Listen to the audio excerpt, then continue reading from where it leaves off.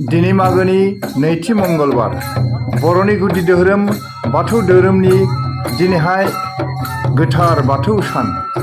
बे गोथार बाथौ सानजों लोब्बा लाखिनानै मुसलपुर काथलिकआव बाथौफुरियाव केन्द्रीय बाथौ फुजा मेला आफादा सानगुनि हाबाफारि लानानै रंगिना संगिनायै बे बाथौ फोरबोमाखौ खुंनो लादों।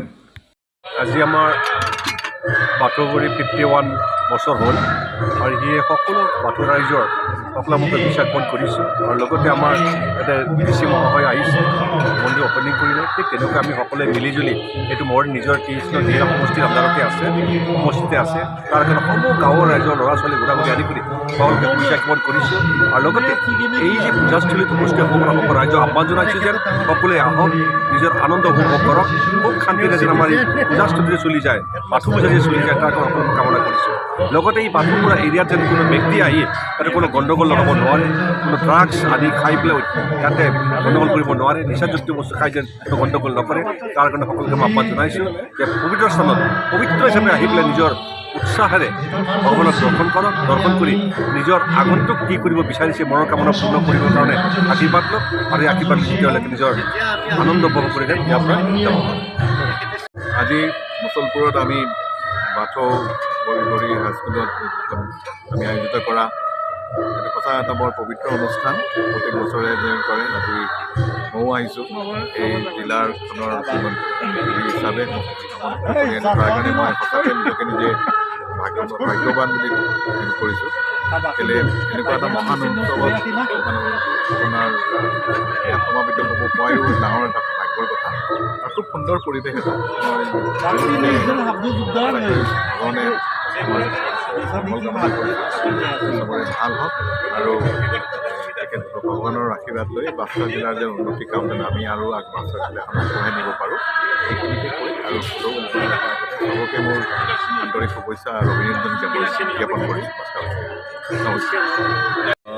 गोथार साननि गासै बाथौ सिबियारि रायजो राजासिम आंनि गोथार खुलुमनाय गासै रायजो राजाफोरनो हामलायनाय बावहरबाय। दिनै जोंनि बाथौफुरि केन्द्र बाथौ मेलाया 51थि खुंथाय जाबाय आरो बेयो गोग्गाथाव।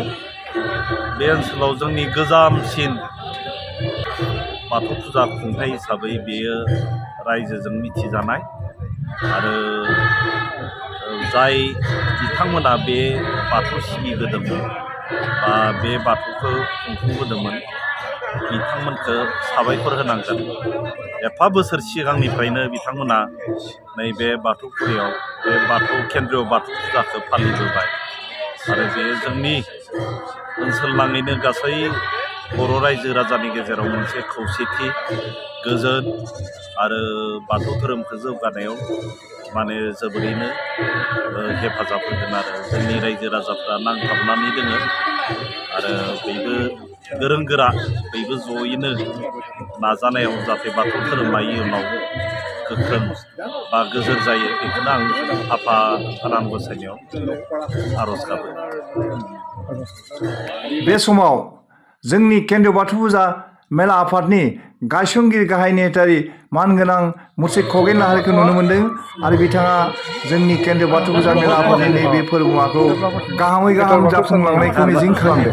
लोगोसे आरोबाव आफादगिरि जामादुर गयारियाबो जोंनि केन्द्रीय बाथौ फुजा मेलानि नैबे आगान गाखोमोननाय फोरबोनि गासैबो रायजो राजा बाथौ सिबियारि बिथांमोननिसिम गाहाम हामलायनाय जासिहरदों। मेलाया फैनानै मोजाङै मोजां रायजो राजाफ्रा फैनानै रंजाफैनो हागोन, गोजोन फैनो हागोन, सिबिफैनो हागोन। बेनिखायनो आङो दिनैनि बे हाबाफारिनि गेजेरजोंनो गासै बाथौ सिबियारि जोंनि गोदोनिफ्राय जोङो 1975 मायथाइनिफ्राय जानानै दिनै 51थि बोसोर आबुं जाफैबाय। बेनिखायनो बे मिलियावनो बे गोथार समावनो आङो गोजोननो मोननानै रायजो राजानिसिम केन्द्रीय बाथौ फुजा मेलानि जानानै हामलायनाय बावहरबाय नोंथांमोना जाहाथे बयबो दाब दाब जायगानिफ्राय लैहोर लैहोर फैनानै जोंनि बे मेलायाव हेफाजाब होफैगोन आरो जोंखौ थुलुंगा होफैगोन बेखौनो आसा फालिनानै सोरजिगिरि आफा आनान गसाइनिसिम जोंनो जाहाथे बोर आरो थुलुंगा हरथों बेखौनो आं सुंद' बिबुंथिखौ बेयावनो फोजोबबाय गोजोन्थों।